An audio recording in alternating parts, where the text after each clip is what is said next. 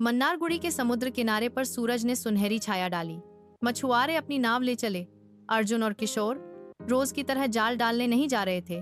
उन्हें आज सुबह समंदर में एक अजीब सी चमकती चीज दिखी थी, जो बाकी दिनों से अलग थी।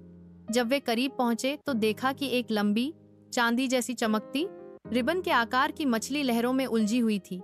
उसका चेहरा किसी डरावने पौराणिक जीव जैसा था और शरीर कई फीट लंबा। मछुआरों ने जैसे तैसे उसे खींचकर नाव में डाला और किनारे ले आए।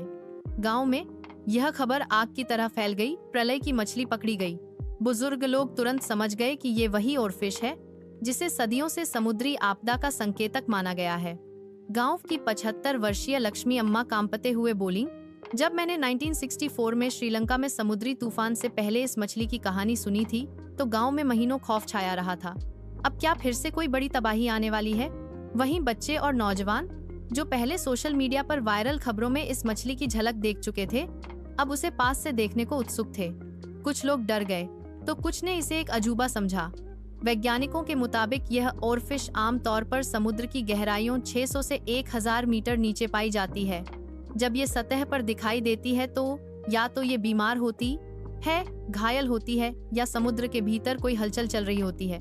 जापान और फिलीपींस में कई बार भूकंप से पहले इसे समुद्र की सतह पर देखा गया है, जिससे वहां की लोक कथाओं में इसे प्रलय की मछली या दैवीय चेतावनी का प्रतीक मान लिया गया। इसी चर्चा ने तमिलनाडु के इस इलाके में डर और कौतूहल फैला दिया। राज्य की आपदा प्रबंधन टीम और समुद्री वैज्ञानिक तुरंत उस क्षेत्र में पहुंचे। मछली को जांच के लिए ले जाया गया।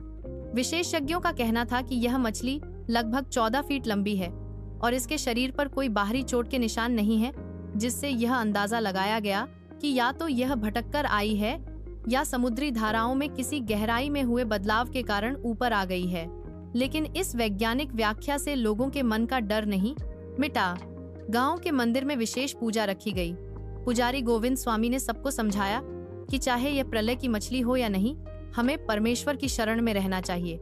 बच्चों को स्कूल में इस पर विशेष चर्चा करवाई गई कि अफवाहों और अंधविश्वास से कैसे बचा जाए और हर चीज को वैज्ञानिक नजरिए से कैसे देखा जाए।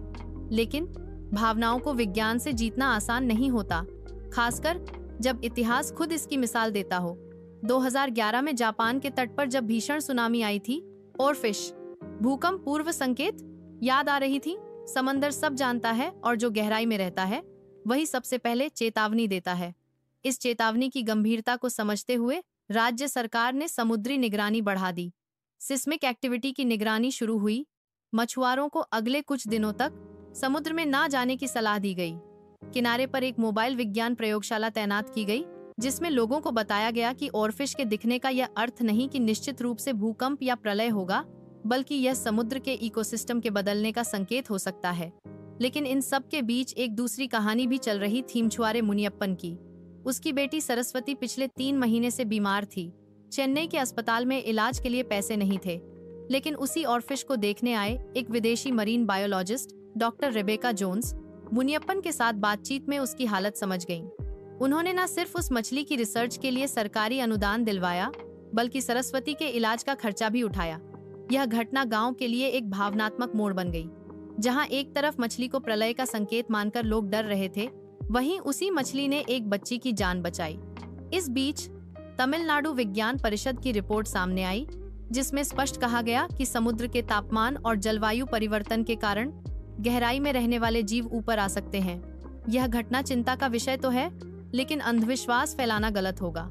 इस रिपोर्ट को लेकर कुछ लोगों ने कहा, जब तक कुछ नहीं होता तब तक सब वैज्ञानिक बातें करते हैं, लेकिन अगर कुछ हुआ तो यही द्वंद्व मानव समाज की गहराई को दर्शाता है। विज्ञान और विश्वास का टकराव, डर और जिज्ञासा का संघर्ष। गांव में आज भी वह मछली एक फ्रेम में बंद करके गांव की पंचायत भवन में रखी गई है, ताकि लोग याद रखें कि प्रकृति हमेशा हमसे कुछ कहना चाहती है, कभी डर के रूप में, कभी चेतावनी के रूप में और कभी चमत्कार के रूप में।